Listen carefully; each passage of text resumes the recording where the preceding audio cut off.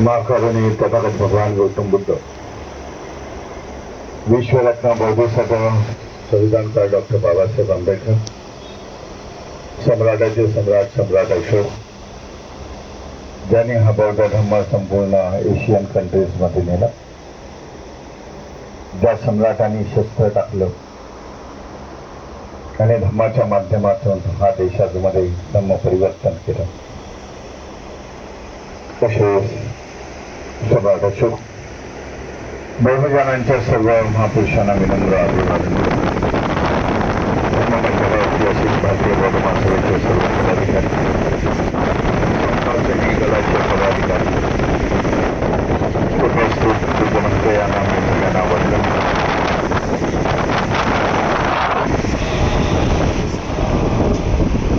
आणि बंधू, अनेक वर्षाच्या नंतर मी आज 14 एप्रिलला मुंबईमध्ये आहे.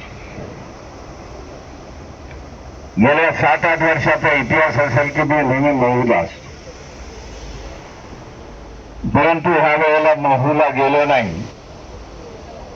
ही जबाबदारी काहीतरी एस के भंडारे आमच्या आणि BH गायकवाड यांच्यावरती सोपवली की तिकडे जाऊन बाबासाहेबांना अभिवादन करा. महू मध्ये जिथं जन्मस्थळी आहे तिकडे जाऊन अभिवादन करा. त्याच्या एक दिवस आधी म्हणजे 13 एप्रिलला इंदोरमध्ये संपूर्ण बौद्ध संघटनांची एक रॅली निघाली, मास रॅली निघाली. त्याला जाण्याचा उद्देश होता कम्युनिकेशन झालं नाही म्हणून मी जाऊ शकलो नाही. परंतु वातावरण आज बदलतंय. देशात धर्माकडे लोकांचा ओढा सुरुवात झाली असं मी तरी आज ऑब्झर्व करतोय. म्हणजे देशाच्या कानाकोपऱ्यामध्ये मी जातो, लोक स्वतःहून धर्माकडे येत आहेत. हे मला अनेक नवीन उपक्रम आम्ही भारतीय बौद्ध महासभेमध्ये आणण्याचा प्रयत्न करा, त्याला चांगले रिझल्ट मिळतात. 26 मार्च रोजी सम्राट अशोकांची जयंती होती 2330वी, आणि तेव्हाच डिक्लेअर केलं की सम्राट अशोकाच्या प्रतिमा ह्या संपूर्ण भारतामध्ये जिथे जिथे भारतीय बौद्ध महासभेचे धार्मिक कार्यक्रम होतील, भगवान गौतम बुद्ध लागेल, बाबासाहेब लागेल आणि सम्राट अशोकाची प्रतिमा लागेल, की ज्या माध्यमातून सम्राट अशोकाचा इतिहास हा संपूर्ण भारतामध्ये जाईल. आपल्याला सांगते सम्राट अशोकांना जो मानणारा मोठा वर्ग आहे या देशामध्ये, जो उत्तर भारतामध्ये आहे, तो आपल्याशी जॉईंट होईल. तर 26 मार्च घोषणा झाल्यानंतर मी त्याच्यानंतर 15 दिवसांनी मी देवरिया, जौनपूर, बदलापूर तसं उत्तर भारतामध्ये गेलो. मकसद एकच ठेवला की त्या भारतीय बौद्ध महासभेच्या पदाधिकाऱ्यांना सांगितलं सम्राट अशोक की जयंती हमें करना है, माननीय काशीराम जी की जयंती करनी. खूप चांगल्यापैकी रिस्पॉन्स आला. 10,000 लोक ते आपले नव्हते, तर त्याच्यातले अर्धे अधिक हे यादव समाजाचे. 2 कार्यक्रम तर यादव समाजाने आयोजित करण्यात आले होते. त्याचा खर्च वगैरे सगळं यादव, सैनी, कुशवा हे सगळे समाज त्याच्यामुळे जॉईन झाले. स्पॅन वाढला. लोकांनी सांगितलं हम लोग बहुत मान्य है. विशेषतः ते मानतात की आम्ही सम्राट अशोकाचे वंशज आहोत आणि बॉर्न बुद्धिस्ट आहोत. परंतु त्यांना नीट चॅनलमध्ये आणण्यासाठी भारतीय बौद्ध महासभा आणि त्यांना ते सांगणं गरजेचं आहे, हमें इस मार्ग से चलना है. काहींनी घोषणा केली की भीमराव जी आने वाले सेंसस में हम लोग 10 करोड़ की आबादी यहाँ दिखाएंगे. कारण उत्तर भारतामध्ये ह्या मौर्य नावाच्या नुसत्या मौर्य सरनेमचं 2 कोटीच्या वरती लोक आहेत आणि त्या सगळ्यांना अपील आपण करतोय. त्यांच्यामधून भारतीय बौद्ध महासभेचे उत्तर भारतामध्ये बघितलं तर बरेचसे पदाधिकारी हे ते आहेत, मोडी आहेत, कुसवा आहे, सैनी आहेत, आणि त्या माध्यमातून आपण आपला स्पॅन, बौद्ध धर्माचा स्पॅन आज वाढवू मोठा करतो. पूर्वी मला वाटायचं की ज्या साऊदर्न स्टेट आहे, आंध्र प्रदेश विशेषतः, आंध्र प्रदेशमध्ये तेवढी काही संघटना आपल्या बऱ्या नाही, धम्माला तेवढं काही हे नाही, जास्त लोक धम्माकडे नाही आहे. परंतु बाबासाहेबांना मानणारा खूप मोठा समाज आहे तिथे. म्हणजे बाबासाहेबांना एवढा मानतो की 2 किलोमीटरवरती बाबासाहेबांचे पुतळे हे कधी काउंट झाले. आंध्र प्रदेश मधले, ज्याची राजधानी विजयवाडा आहे, मोठे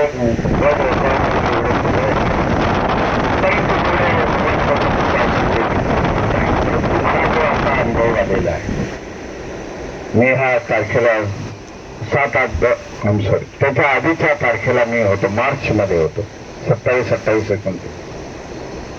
तिथे हे कार्यक्रम लावले, प्रत्येकाने भगवान गौतम बुद्धाच्या प्रतिमा आणून लावलेल्या. ते चरण पंकशींनी काम झालेलं आहे तिथे, त्याच्यानेच कार्यक्रमाची सुरुवात झालेली आहे. हे चांगलं साईन. परंतु आपल्याकडे बौद्ध भिक्खूंची उपलब्धता कमी आहे. तिकडे जर बौद्ध भिक्खू असतील तर ही गती अधिक प्रमाणामध्ये त्या आंध्र प्रदेशमध्ये, तेलंगणामध्ये, तामिळनाडूमध्ये अधिक जोराने आपली बौद्ध धर्माचा प्रचार आणि प्रसार. बाबासाहेबांना मानतात, पण बुद्धाच्या बाबतीमध्ये त्या लोकांना तेवढं प्रशिक्षण दिलं नाही. आपण पोचलो नाही. जे लोक पोचले, ज्यांनी त्यांना धान्य दिलं, ज्यांनी त्यांना शाळा निर्माण करून देण्यात आल्या, धान्य दिलं, शाळा दिल्या, नोकऱ्या दिल्या, त्याच्यामुळे ते लोक त्या बाजूला गेले. एक नेहमी मला म्हणजे मागच्या 6 महिन्यापूर्वी अनुभव आला होता. त्या माझ्या कार्यकर्त्यांनी तिथं मला सांगितलं, कार्यकर्ता खूप स्टांच आंबेडकराइस्ट, मोठा पदाधिकारी, मोठा उच्च पदावरती काम करणार आहे. जेव्हा त्याचा फादर त्याच्या घरामध्ये आला इन्स्पेक्शन करण्यासाठी, तेव्हा त्याची आणि फादरची आणि त्याची झगडा झाला. म्हणून फादर बोलला की बाबा रिमूव्ह डॉक्टर बाबासाहेब आंबेडकर. तो बोलला no, I am not going to remove the Babasaheb Ambedkar. First I will remove the Jesus. जीससला मी इथून बाहेर काढीन, पण बाबासाहेबांना काढणार नाही. अशा लोकांना आपल्याला धम्म सांगून देण्यासाठी. म्हणून या सामने शिबिराच्या माध्यमातून आपण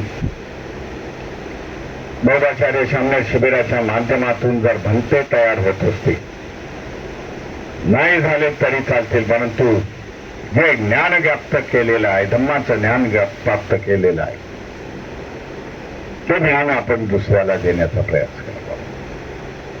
भगवान बुद्धाचं उदाहरण डोळ्यासमोर ठेवू. ज्यावेळेला त्यांना एनलायटन मिळालं, संबोधी प्राप्त झाली, बुद्धाने ते संबोधी आणि त्याचं मिळालेलं तत्व, धम्माचं तत्व आपल्याजवळ ठेवलं नाही.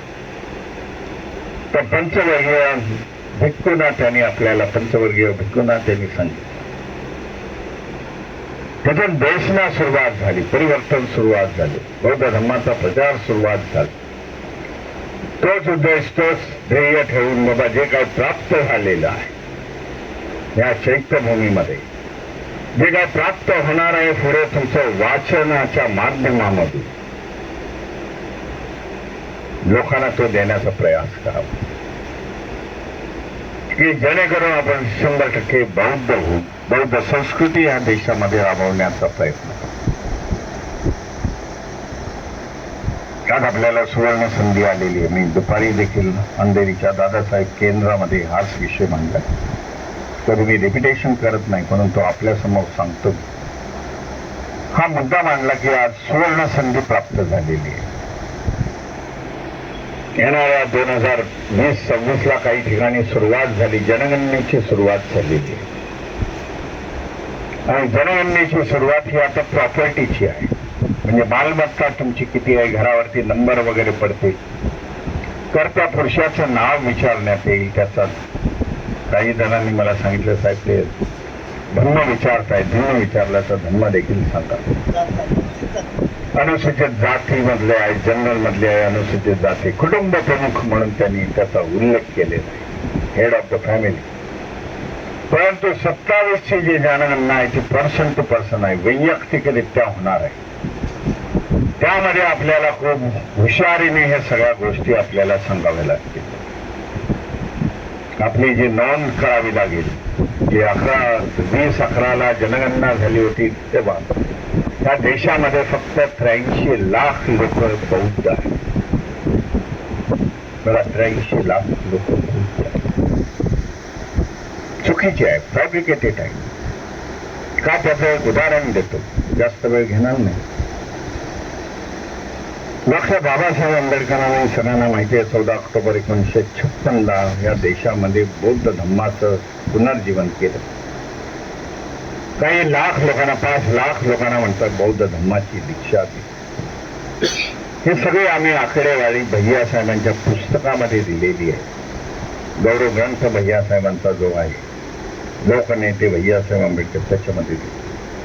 तेव्हा ती आकडेवारी बघत असताना जेव्हा ब्रिटिश राजमध्ये 1951 मध्ये जी जनगणना झाली तेव्हा बौद्धांची संख्या फक्त 2,500 होती. आपण काय काम करू शकतो ते तुम्हाला सांगतो. फक्त 2,500 सरकारी नोंद होती आणि ती ब्रिटिशांनी केल्यामुळे ती खरी होती. महाराष्ट्राचं उदाहरण. 56ला आपण धर्मांतरित झालो, बौद्ध झालो. 61ला पुन्हा एकदा जनगणना आली.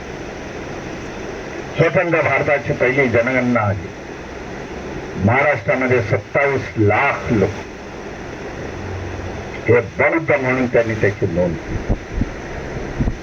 5 आणि 27 4 वर्षाच्या काळामध्ये हा पराक्रम, हे उद्दिष्ट त्यावेळेच्या भारतीय बौद्ध महासभेच्या अध्यक्ष भैयासाहेब आंबेडकर आणि त्यांच्याबरोबर असलेले सगळे समकालीन राजकीय नेते होते, जे रिपब्लिकन पार्टीचे होते, दिग्गज नेते होते. त्याच्यानंतर एवढा रिपब्लिकन पार्टीमध्ये तेवढे दिग्गज नेते आता तरी बघायला मिळत नाही. या सगळ्यांनी कामाला लागले. बाबासाहेबांची धम्मक्रांती खेडोपाडी घेऊन गेली. त्यावेळेला सिस्टीम अशी होती की भारतीय बौद्ध महासभेचं अधिवेशन हे सकाळच्या सत्रामध्ये घेतलं जात. त्याच्यानंतर जेवणाची सुट्टी वगैरे होत होती. त्यावेळेला होतं तरी काय, भाकरी आणि भाजीशिवाय आपल्याकडे काही नव्हतं. त्याला भोजन म्हणता येणार नाही. आणि नंतरच्या काळामध्ये 4 वाजल्यापासून रिपब्लिकन पार्टीची सभा व्हायची. दोन्ही एका वेळेला चालवण्याचा प्रयत्न केला. 27 लाख ही जेव्हा आपली फिगर आली महाराष्ट्रामध्ये 1961च्या जनगणनेमध्ये, तेव्हा ह्या भारतीय बौद्ध महासभेच्या पदाधिकारी, रिपब्लिकन पक्षाच्या नेत्यांनी तत्कालीन चीफ मिनिस्टर महाराष्ट्र राज्याचे यशवंतराव चव्हाण यांना सांगितलं, आम्ही आज 27 लाख झालेलो. आम्हाला हे फायदे पाहिजेत जे बाबासाहेबांनी संविधानामध्ये लिहिलेले. आज आमची संख्या कमी नाही.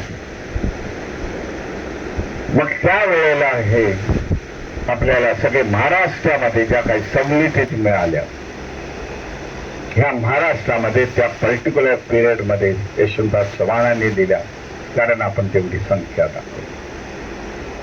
आज देखील तोच फंडा आपल्याला वापरायचा, आपल्याला दाखवायचा की आपण आज करोडो लोक आहोत. बाबासाहेबांची आयुष्यातल्या अखेरची धम्मक्रांती ही यशस्वी झाली. म्हणून आज आम्ही करोडो लोक झालेलो आहोत हे दाखवण्याचा प्रयास आहे. या सगळ्याचे विचाराचे आपण वाहक बन. विचार दुसरीकडे, विचार तुमच्याकडून समाजाच्या शेवटच्या माणसाकडे, घटकाकडे न्यायला पाहिजे. जेव्हा ही जनगणना सुरू होईल, व्हॉट्सअपच्या माध्यमातून सगळ्यांना सूचित केलं जाईल. पाली भाषेसाठी आपण आग्रह धरला पाहिजे. आपण ज्या जनगणनेच्या फॉर्म मध्ये देखील पाली भाषा मला अवगत आहे एवढं त्यांना सांगण्यासाठी विसरू नका. आपण बौद्ध धर्मीय आहोत, आपण काही खोटं बोलत नाही. आपल्या सगळ्या गाथा ह्या पालीमध्ये आहेत. पालीचं आपण भाषांतर वाचतो म्हणून ती आपल्याला अवगत आहे.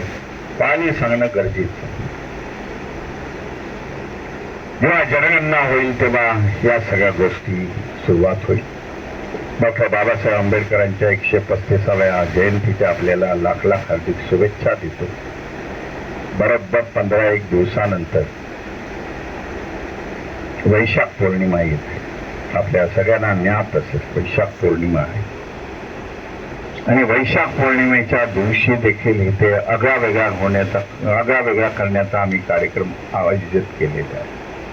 ह्या चैत्यभूमीमधून 1 मेला वैशाख पौर्णिमा आहे, परंतु 30 एप्रिल रोजी रात्री 12 ते 5 वाजेपर्यंत, रात्री 12 ते 5, 30च्या रात्री म्हणजे 1 मेच होतो. ऑल इंडिया भिक्खू संघ, महाराष्ट्र भिक्खू संघ आणि मुंबई भिक्खू संघ, भारतीय बौद्ध महासभा यांच्या माध्यमामधून आम्ही 1 लाख दिवे हे समुद्रामध्ये सोडण्याचा प्रयत्न करत आहोत. दीपोत्सव हा दुसरा कोणाचा नाही, हा बौद्ध धर्मीयांचा दीपमहोत्सव आहे. बौद्ध देशांमध्ये गेला असा जगामध्ये 17-18 देश आहेत की जे बौद्ध आहेत. त्यांचा धम्मच हा बौद्ध आहे. त्या देशामध्ये दीपोत्सव साजरा केला जातो वैशाख पौर्णिमेला. जे चांगलं होतं ते दुसऱ्याने पळवलं, त्यांच्याकडून काढून घेऊन त्यांना सांगण्याची गरज झालेली आहे. बाबा रे, दीपोत्सव हा बौद्धांचा. आजही कुठे लेण्यांवरती गेम्स मध्ये गेलात तुम्ही, मी बारकाईने लक्ष देऊन जर स्तंभ असेल तर बघितला तर स्तंभाच्या बाजूला छोट्या छोट्या वाट्या असतात, त्याच्यामध्ये दीपमहोत्सव केला जातो. आता सगळं आपल्याकडे उपलब्ध आहे. समता सैनिक दलाची एक कमिटी आहे, टीम आहे,